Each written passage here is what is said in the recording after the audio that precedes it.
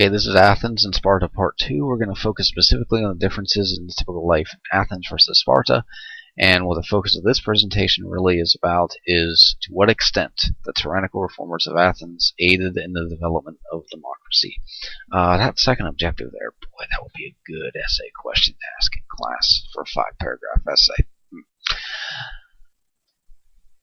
Now, remember, as I mentioned before, and it should be really well known, is that Sparta doesn't fit the mold for much of Greece.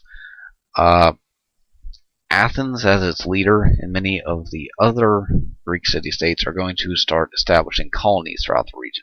Now, anytime anybody establishes a colony, it is to benefit the mother country, or in this case, the mother city-state. Now, the problem is that there's overcrowding. There's lack of arable fertile farmland, and they need to expand. We've mentioned this before with the physical geography of Greece. Now, as a result of the establishment of all these colonies throughout the Aegean Sea, even into the Black Sea, and the larger Mediterranean Sea, is that they are going to come into contact with other cultures that are going to mesh with their own, and they are going to be able to spread the Greek culture, okay? Cultural and economic diffusion. Athens and their ideals, as I've mentioned in the last presentation, are going to have a profound effect on the development of Western civilization. Part of it is due, going back once again, to that natural physical geography of ancient Greece. The fact that there wasn't the arable farmland, and they needed to go out and expand. Now, as trade increases in Greece, we shift from a barter economy based on trade to a money economy with coins. With that, you're going to see a lot of changes take place in Athens. You're going to see large sums of wealth develop in the hands of very, very few people. People that can successfully charter these colonies.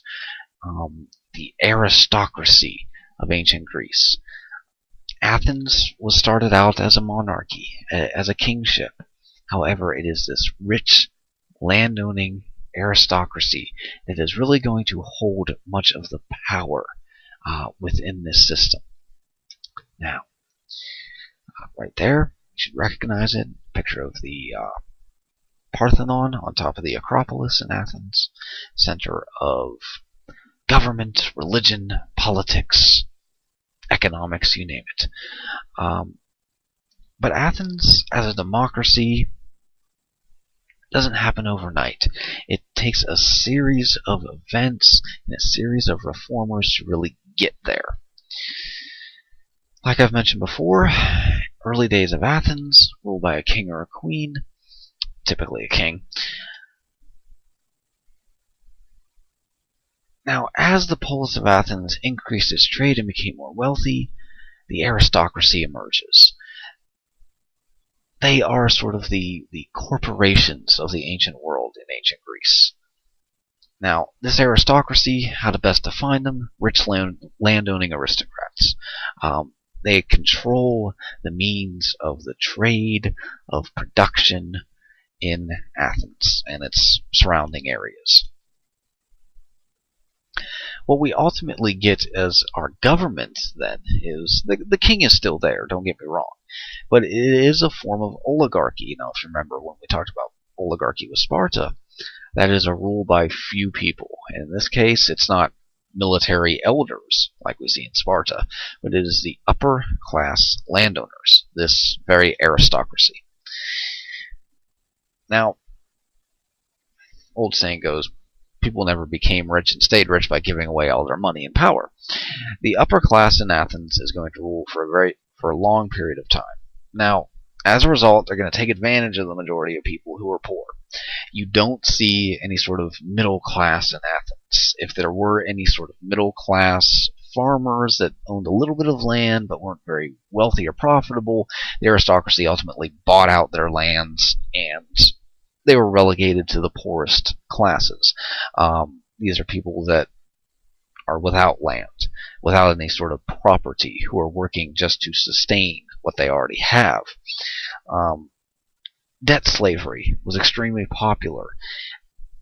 you owed a debt, you were given, say, money or food up front, or you're given equipment to or housing up front, and then you had to work for a period of time to pay off that debt. Remember, it wasn't hereditary slavery, but oftentimes what you would see is families perpetually within this class.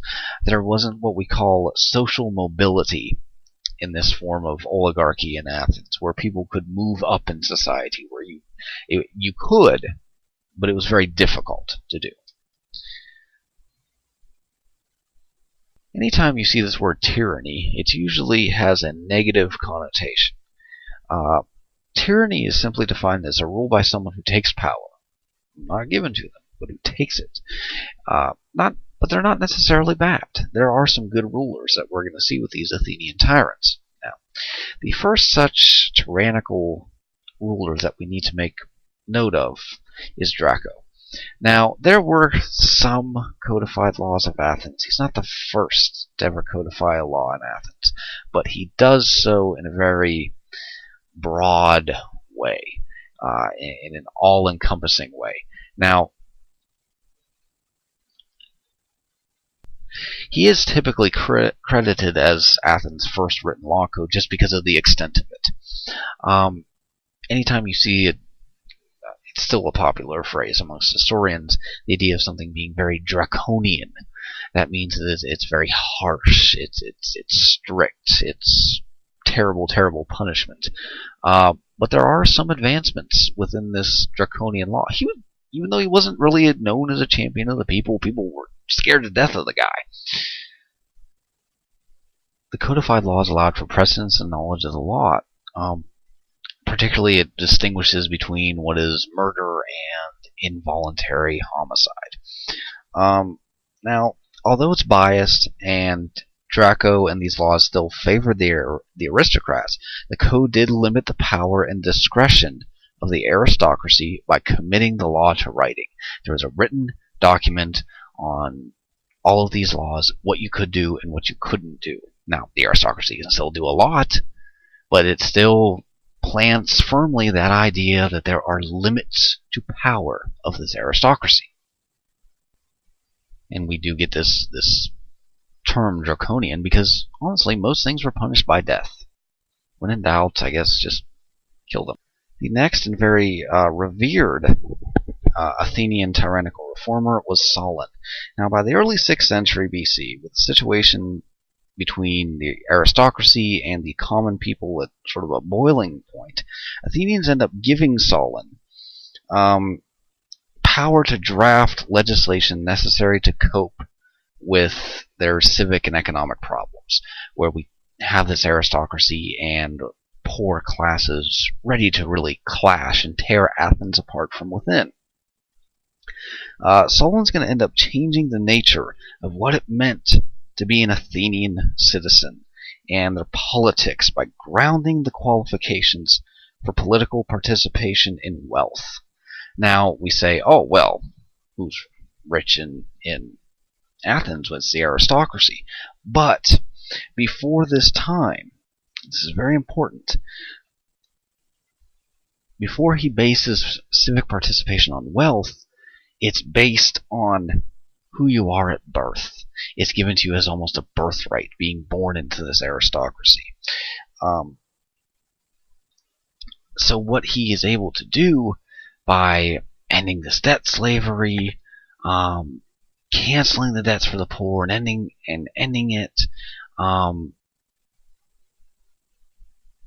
even though he doesn't do the land reform, which we're going to see later with Pisistratus, you start to see Athens and what it means to be a citizen and participate in this democracy start to change. Another one of the most important reforms of Solon, along with canceling this debt slavery, is he creates, and it's written down, and he identifies 4 different property classes of people. Now, the ones with the most power are still going to be the elites. They are still going to be that aristocracy. However, by creating these 4 different property classes, he makes sure that each class has representation in Athens government. So we start to see a voice from the poorest of the poor being represented in Athenian government, and it is due to the reforms of Solon. Another action that Solon takes going back to this debt slavery is it's one thing to cancel all the debt, but that just means that the aristocrats can just charge double the next day.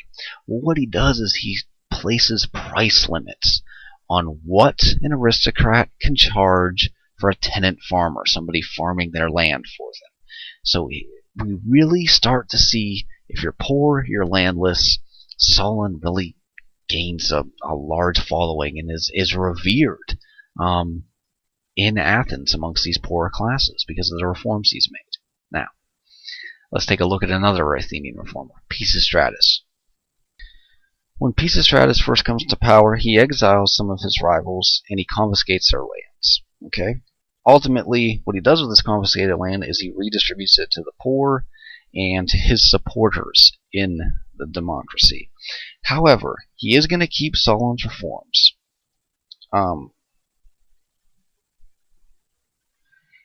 He also is going to create public works projects. He's going to promote different industries. One of the industries is the industry of ceramics. He's going to help promote.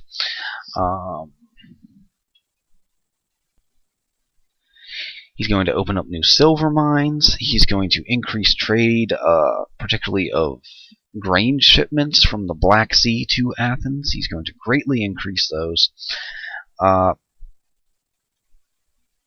And he's going to sponsor a lot of festivals, particularly around the Greek god of Dionysus. They actually have a city festival for Dionysus. Now, these festivals are very important. They're instrumental in creating an Athenian identity that rests firmly on the idea of democracy with these reforms by Pisistratus. Now, by the time he dies in about 528 BC, Athens had really been transformed from a minor polis amongst many city-states in Greece into the prominent political, economic, and cultural center. Even his son Hippias is going to rule in his place, and together with his brother Hipparchus, they're going to continue this dominance of Athens' culture and economy. The last tyrannical reformer that I want to talk about, and many believe is the most direct in making this democracy, is Cleisthenes, the Democratia, and the creation of the Council of 500. These 500, they ran foreign affairs and oversaw the treasury in Athenian government. They were chosen by lot. Anybody could be chosen out of these in this Athenian assembly. Now, it seems easy. It seems like he just installs it, and that's the end of it, but it didn't happen quite that way. Cleisthenes is going to move to finish what Solon and Pisistratus had encouraged, which is really breaking the aristocratic hold over Athenian politics. By tradition, Athenians voted by their local tribe, over which aristocratic families exerted control in their respective regions. What Cleisthenes does is he redraws these old aristocratic boundaries. And he recombines them into 10 new tribes, each made up of one city, one coastal, and one inland. He drew them in a manner designed to maintain the idea that aristocrats would lose their power. This arrangement not only broke the regional control of the aristocrats, but also combined citizens from various areas in a way that required them to cooperate with one another. Once again, getting back to the idea of an Athenian identity. Moreover, it gave new citizens a common identity with others. Remember, it's Athens, that's the most important. This commonality is going to further be secured by military reorganization, and this Council of 500 had representation. It was 50 men per each. So Cleisthenes has a profound impact. This is where we really get truly Athenian democracy. Power in Athens was no longer based on local regional aristocrats, but it was within the system, the democratic system itself. Thanks for listening. We'll see you next time.